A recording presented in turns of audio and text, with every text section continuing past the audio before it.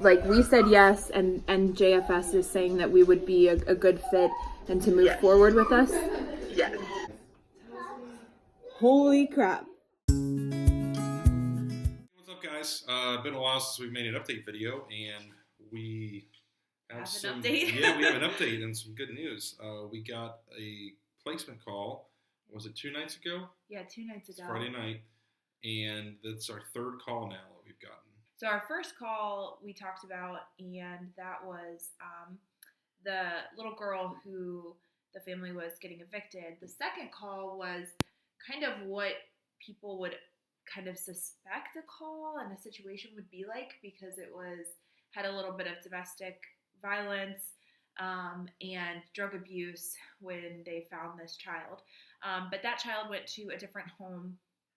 And that was last week. We've gotten one call every week, I think, in the last 3 weeks. Yeah, so a couple nights ago we get a call, and the first call didn't have too much information about the child. She said that it was a 4-year-old who was about to be 5. I think she said either within the month. Yeah, pretty soon she was turning 5. Yeah, and so our list of child characteristics starts at 5, so we were kind of on the border. And what did she say in that first call? She told us where she went to school. Yeah. And she did say that she was currently in a foster home. Yeah. But the foster family was moving. Yeah. And wasn't able to take her with them. Yeah, so that's why this call and why our first placement is actually under some interesting circumstances, because even though we got the call and we said yes and we were selected as the next foster family for this child, she's actually not coming for another week. And yeah, a week from today. November 11th. So in a very unique situation where we can kind of plan and we can ask more questions to get more information. After we said yes, I think the only couple of questions that we asked in the initial call was, do you know the circumstances of why that child has been in care to begin with, and they didn't have that case information.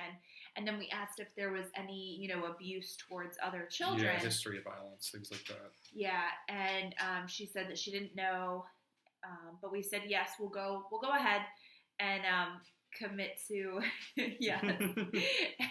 And then she called back and she's like, well, this might change your mind. So I was just told by the case manager that she has a habit of pinching younger kids just to see them cry. And I didn't know that when I first called you. Okay. So, yeah. Is this like a habitual thing? Like constantly happen? It just started. She does it because she wants to go home. So honestly, I mean, if you guys are comfortable with it, I understand. But if not, we don't want anything to happen to your daughter now. Sure. I personally don't think it's a huge issue. Pinching. Yeah. Like, I think all kids are going to do stuff like that, regardless of, whatever. Yeah, like we're going to have some behaviors. Yeah. And so, like, I'd rather it be from a smaller kid like that than like a 10-year-old that could really like hurt her, Yeah. Yeah, I don't think it changes anything for us. Yeah. Yep. I don't think. I don't think it's a huge deal. Yeah. All right, let me give JFS a call back, and I'll continue to update you guys as I get more information. Yeah, for now, we're going to make a list of questions for the JFS, Job and Family Service Department, and just to learn more about her, because the more we know going into it, the better prepared we'll be. So since we're in this unique situation where we can have a dialogue with the caseworker of the child and have a little bit more time where we might be able to get some information from the existing foster family, we can hopefully set us and the child up for success to transition, because this will be at least as far as we know, her second displacement. Yeah. They try to limit that. They also said, they said that the parental rights. I think we can say that. Yeah, they said that the parental rights weren't like totally severed, but they don't have visitation rights because they weren't showing up to see the girl, which is just really, really sad. Yeah, so they the information that we got was that the visitation rights have been removed, or however she said it. I don't remember. Which that, of course, makes my brain spin. Like, okay, well, does that mean they're not doing what they need to do in their case to work towards reunification? we don't have those answers yet, and I think a lot of that we're not going to be able to share with you guys. As far as like the circumstances, we can kind of talk about the case in a broad way. But anyway, so we're coming up with a list of questions, and it's kind of going to break down into like categories.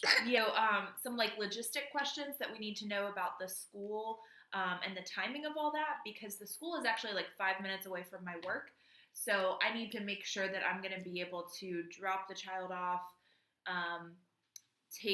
go to work, have some kind of care.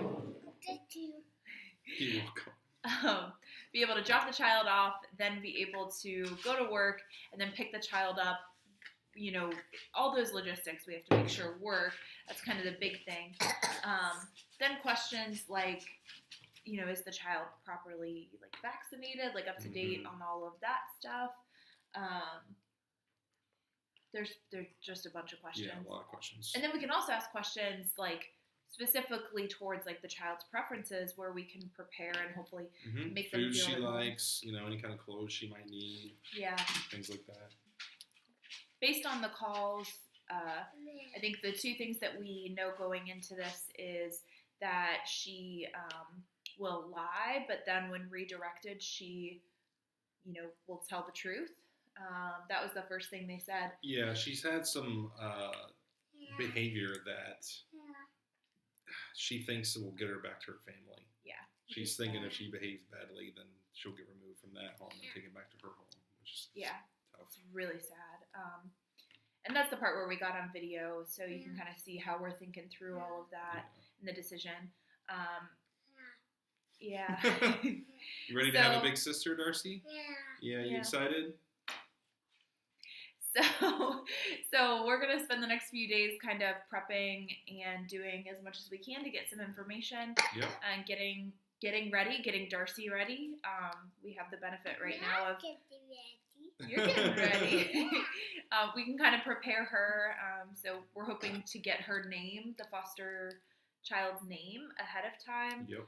So that we can start to get Darcy used to, who's going to be coming into our house. So if you want to follow the journey, definitely subscribe to us. Ask any questions, comment what you want to know and see as we kind of go through this. We will try to document as much as possible so that you can kind of see firsthand what new foster families have to go through with their first placement. And if you are thinking about adopting or fostering, please visit adoptuskids.org. There's a lot of really good information up there, and there's definitely a need for foster families. Yeah. All right, thanks. Thanks for watching, guys. We'll fill you in as more stuff happens. Okay. Bye. Bye.